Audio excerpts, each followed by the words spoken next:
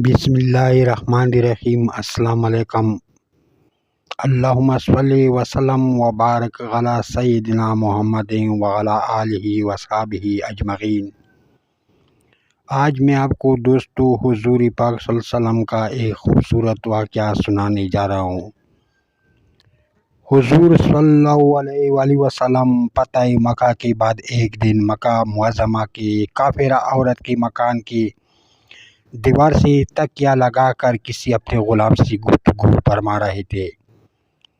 اس مکان والی کافرہ کو جب پتہ چلا کہ محمد صلی اللہ علیہ وآلہ وسلم میرے مکان کی دیوار سے تکیہ لگائے کھڑے ہیں تو بغض و عداوت سے اس نے اپنے مکان کی سب کھڑکیاں بند کر ڈالے تاکہ حضور صلی اللہ علیہ وآلہ وسلم کی آواز نہ سن پائے۔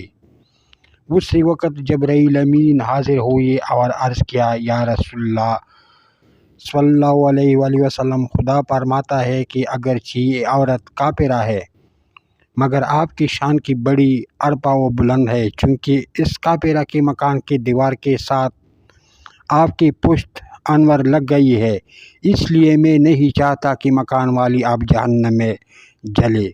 اس عورت نے تو اپنے مکان کی کھڑکیوں کو بند کیا ہے مگر میں نے اس کے دل کی کھڑکی کھول دی ہے، اور یہ صرف اس کی دیوار سے آپ کی تکیہ لگا کر کھڑے ہونے کی برکت سے ہے۔